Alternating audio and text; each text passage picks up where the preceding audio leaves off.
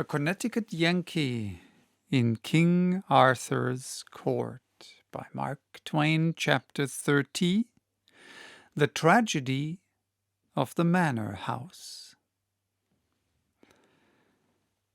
At midnight all was over, and we sat in the presence of 4 corpses. We covered them with such rags as we could find and started away, fastening the door behind us. Their home must be these people's grave, for they could not have Christian burial or be admitted to consecrated ground. They were as dogs, wild beasts, lepers, and no soul that valued its hope of eternal life would throw it away by meddling in any sort with these rebuked and smitten outcasts. We had not moved 4 steps when I caught a sound as of footsteps upon gravel. My heart flew to my throat. We must not be seen coming from that house. I plucked at the king's rope, and we drew back and took shelter behind the corner of the cabin. "Now we are safe," I said. "But it was a close call, so to speak. If the night had been lighter, he might have seen us, no doubt. He seemed to be so near." "Mayhap it is but a beast, and not a man at all." "True, but man or beast, it will be wise to stay here a minute and let it get by and out of the way. Hark! It cometh hither." True again.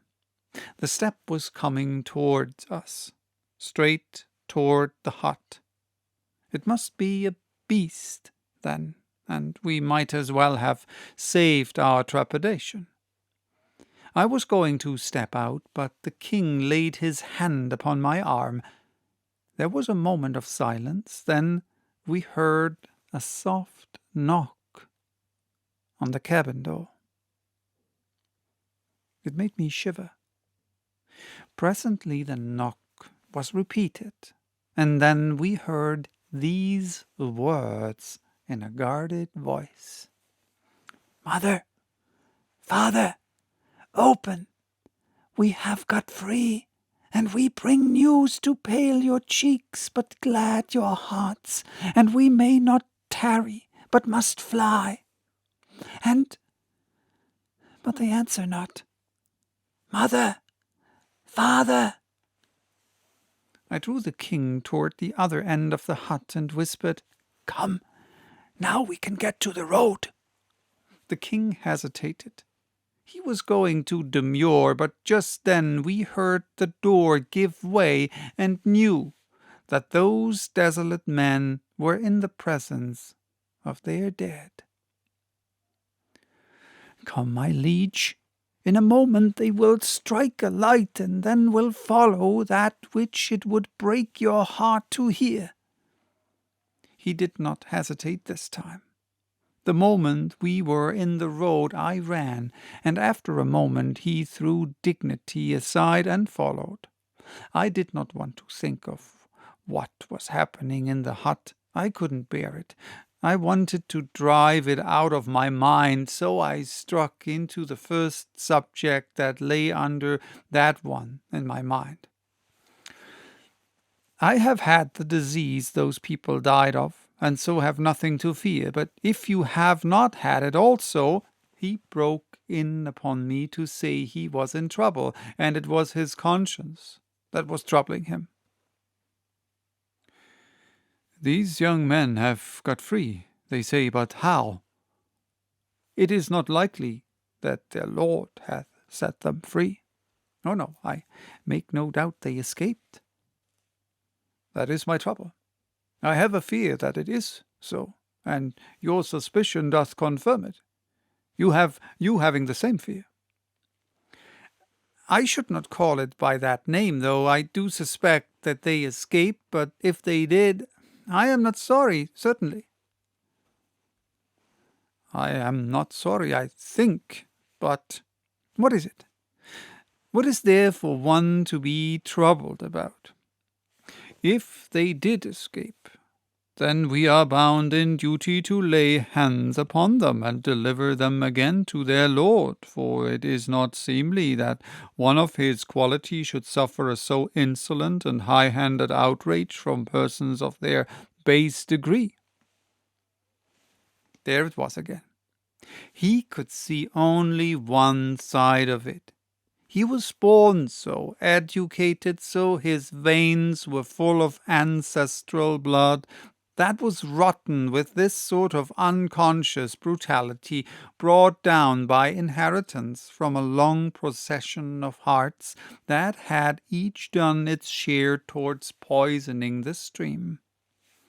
To imprison these men without proof and starve their kindred was no harm, for they were merely peasants and subject to the will and pleasure of their lord, no matter what fearful form it might take. But for these men to break out of unjust captivity was insult and outrage, and a thing not to be countenanced by any conscientious person who knew his duty to his sacred caste.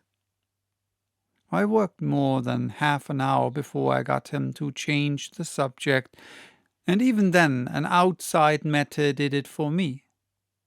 This was a something which caught our eyes as we struck the summit of a small hill, a red glow, a good way off.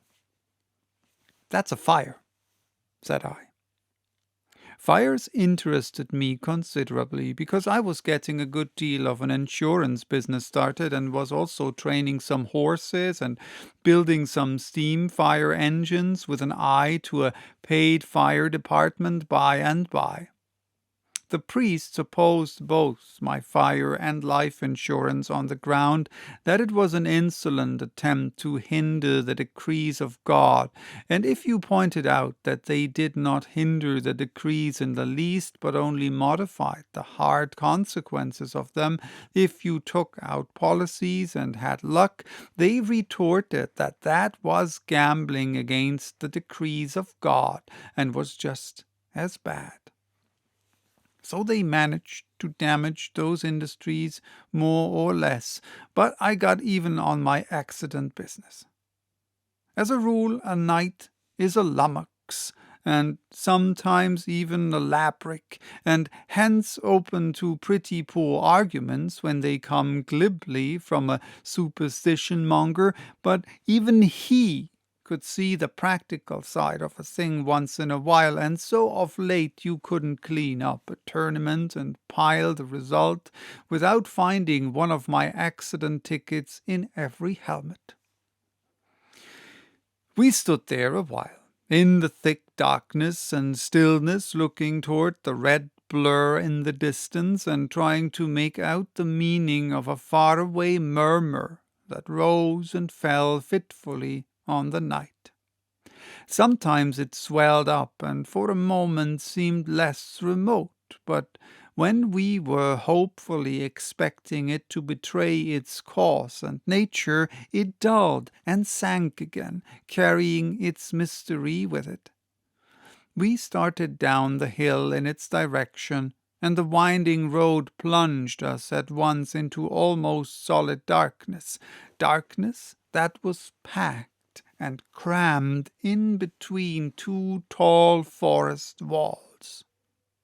We groped along down for half a mile, perhaps that murmur growing more and more distinct all the time, the coming storm threatening more and more, with now and then a little shiver of wind, a faint show of lightning, and dull grumblings of distant thunder.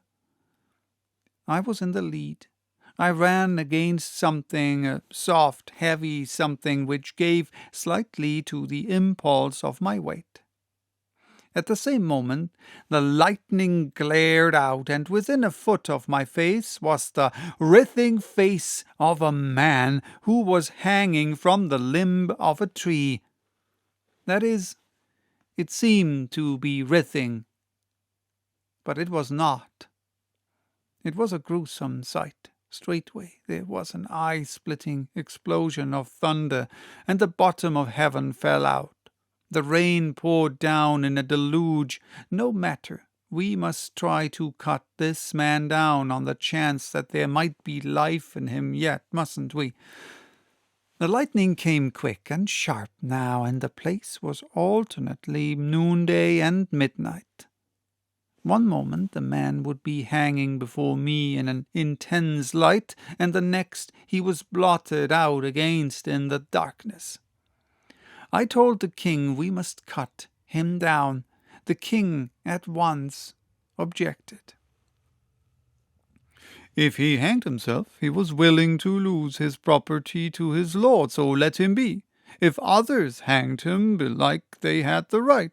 Let him hang. But me no buts. But even leave him as he is. And for yet another reason, when the lightning cometh again, there, look abroad. 2 others hanging within 50 yards of us. It is not weather meet for doing useless curtsies unto dead folk. They are past thanking you. Come, it is unprofitable to tarry here. There was reason in what he said, so we moved on. Within the next mile we counted 6 more hanging forms by the blaze of the lightning, and altogether it was a grisly excursion. That murmur was a murmur no longer. It was a roar of men's voices. A man came flying by now, dimly through the darkness, and other men chasing him. They disappeared. Presently another chase of the kind occurred, and then another and another. Then a sudden turn of the road brought us in sight of that fire. It was a large manor-house, and little or nothing was left of it, and everywhere men were flying, and other men raging after them in pursuit. I warned the king that this was not a safe place for strangers. We would better get away from the light until matters should improve. We stepped back a little and hid in the edge of the wood. From this hiding place we saw both men and women hunted by the mob. The fearful work went on until nearly dawn. Then, the fire being out and the storm spent, the voices and flying footsteps presently ceased, and darkness and stillness reigned again. We ventured out and hurried cautiously away. And although we were worn out and sleepy, we kept on until we had put this place some miles behind us. Then we asked hospitality at the hut of a charcoal burner, and got what was to be had. A woman was up and about, but the man was still asleep, on a straw shakedown on the clay floor. The woman seemed uneasy until I explained that we were travellers and had lost our way and been wandering in the woods all night. She became talkative then, and asked if we had heard of the terrible goings-on at the Manor-House of Ablasour. Yes, we had heard of them, but what we wanted now was rest and sleep. The king broke in. "Sell us the house, and take yourselves away, for we be perilous company, being late come from people that died of spotted death." It was good of him, but unnecessary. One of the commonest decorations of the nation was the waffle-iron face. I had early noticed that the woman and her husband were both so decorated.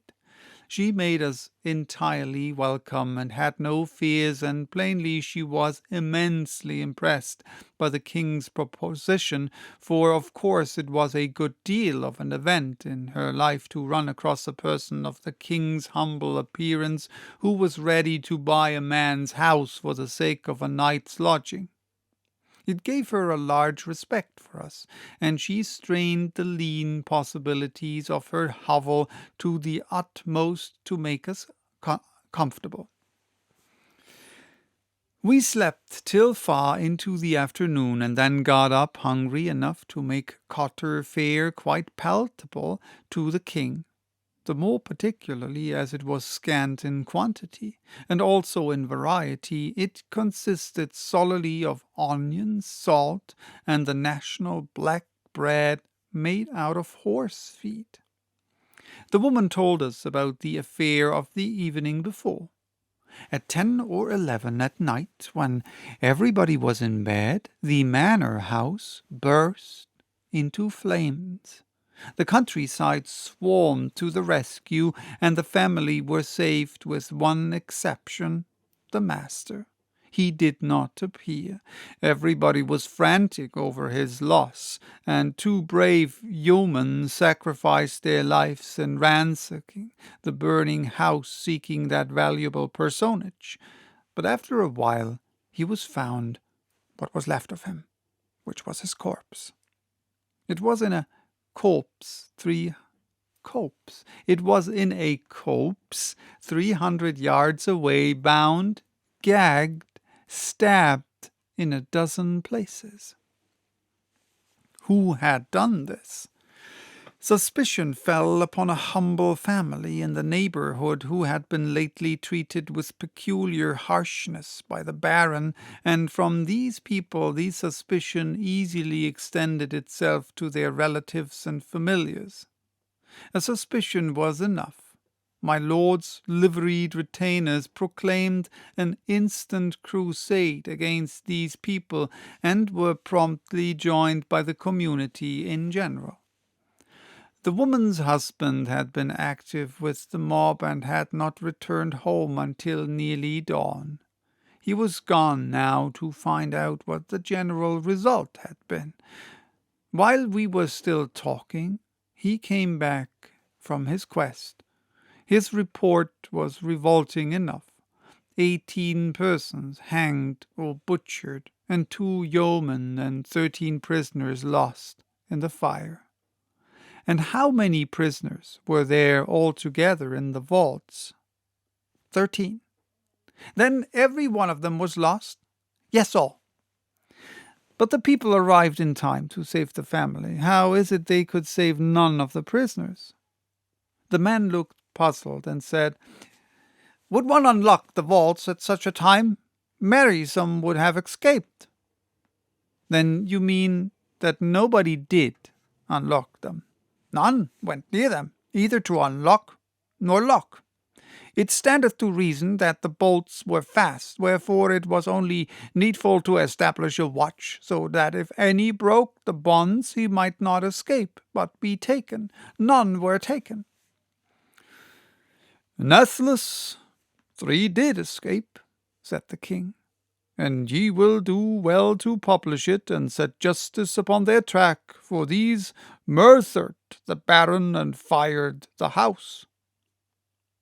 I was just expecting he would come out with that. For a moment the man and his wife showed an eager interest in this news and an impatience to go out and spread it. Then a sudden something else betrayed itself in their faces, and they began to ask questions. I answered the questions myself and narrowly watched the effects produced. I was soon satisfied that the knowledge of who these 3 prisoners were had somehow changed the atmosphere, that our host's continued eagerness to go and spread the news was now only pretended and not real. The king did not notice the change, and I was glad of that. I worked the conversation around toward other details of the night's proceedings, and noted that these people were relieved to have it taken that direction. The painful thing observable about all this business was the alacrity with which this oppressed community had turned their cruel hands against their own class in the interest of the common oppressor. This man and woman seem to feel that in a quarrel between a person of their own class and his lord, it was the natural and proper and rightful thing for that poor devil's whole caste to side with the master and fight his battle for him, without ever stopping to inquire into the rights or wrongs of the matter. This man had been out helping to hang his neighbors, and had done his work with zeal, and yet was aware that there was nothing against them but a mere suspicion, with nothing back of it describable as evidence. Still neither he nor his wife seemed to see anything horrible about it. This was depressing to a man with a dream of a republic in his head. It reminded me of a time 13 centuries away, when the poor whites of our South, who were always despised and frequently insulted by the slave lords around them, and who owed their base condition simply to the presence of slavery in their midst, were yet pusillanimously ready to side with the slave lords in all political moves for the upholding and perpetuating of slavery, and did also finally shoulder their muskets and pour out their lives in an effort to prevent the destruction of that very institution which degraded them. And there was only one redeeming feature connected with that pitiful piece of history, and that was that secretly the poor white did detest the slave lord, and did feel his own shame. That feeling was not brought to the surface, but the fact that it was there and could have been brought out under favoring circumstances was something. In fact, it was enough, for it showed that a man is at bottom a man after all, even if it doesn't show on the outside. Well, as it turned out, this charcoal burner was just the twin of the southern poor white of the far future. The king presently showed impatience, and said, "An ye prattle here all the day, justice will miscarry. Think ye the criminals will abide in their father's house? They are fleeing, they are not waiting. You should look to it that a party of horse be set upon their track." The woman paled slightly, but quite perceptibly, and the man looked flustered and irresolute. I said, "Come, friend, I will walk a little way with you, and explain which direction I think they would try to take. If they were merely resistors of the Gebel or some kindred absurdity, I would try to protect them from capture. But when men murder a person of high degree, and likewise burn his house, that is another matter." The last remark was for the king to quiet him. On the road the man pulled his resolution together and began the march with a steady gait, but there was no eagerness in it. By and by I said, "What relation were these men to you, cousins?" He turned as white as his layer of charcoal would let him, and stopped trembling. "Ah, my God, how you know that?" "I didn't know it. It was a chance guess. Poor lads, they are lost, and good lads they were too. Were you actually going to yonder to tell on them?" He didn't quite know how to take that, but he said hesitatingly, "Yes." "Then I think you are a damned scoundrel." It made him as glad as if I had called him an angel. "Say the good word again, brother, for surely ye mean that ye would not betray me, and I failed of my duty." "Duty? There is no duty in the matter, except the duty to keep still and let those men get away. They've done a righteous deed." He looked pleased and touched with apprehension at the same time. He looked up and down the road to see that no one was coming, and then said in a cautious voice, "From what land come you, brother? that you speak such perilous words and seem not to be afraid. They are not perilous words when spoken to one of my own caste, I take it. You would not tell anybody I said them? Aye. I would be drawn asunder by wild horses first. Well, then let me say my say. I have no fears of your repeating it. I think devil's work has been done last night upon those innocent poor people. That old baron got only what he deserved. If I had my way, all his kind should have the same luck.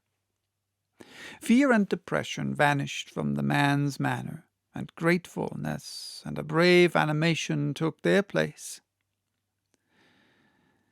Even though you be a spy, and your words a trap for my undoing, yet are they such refreshment that to hear them again, and others like to them, I would go to the gallows happy, as having had one good feast at least in a starved life. And I will say my say now, and ye may report it, if ye be so minded. I helped to hang my neighbours, for that it were peril to my own life, to show lack of zeal in the master's cause. The others helped for no other reason. All rejoice today that he is dead, but all do go about seemingly sorrowing and shedding the hypocrite's tear, for in that lieth safety. I have said the words. The only ones that have ever tasted so good in my mouth, and the reward of that taste is sufficient. Lead on, and ye will beat even to the scaffold, for I am ready. There it was, you see. A man is a man, at bottom. Whole ages of abuse and oppression cannot crush the manhood clear out of him. Whoever thinks it a mistake is himself mistaken. Yes, there is plenty good enough material for a republic in the most degraded people that ever existed, even the Russians. Plenty of manhood in them, even in the Germans, if one could but force it out of its timid and suspicious privacy to overthrow and trample in the mud any throne that ever was set up and any nobility that ever supported it. We should see certain things yet. Let us hope and believe. First, a modified monarchy till Arthur's days were done, then the destruction of the throne, nobility abolished, every member of it bound out of to some useful trade, universal suffrage instituted, and the whole government placed in the hands of the men and women of the nation, there to remain. Yes, there was no occasion to give up my dream yet a while.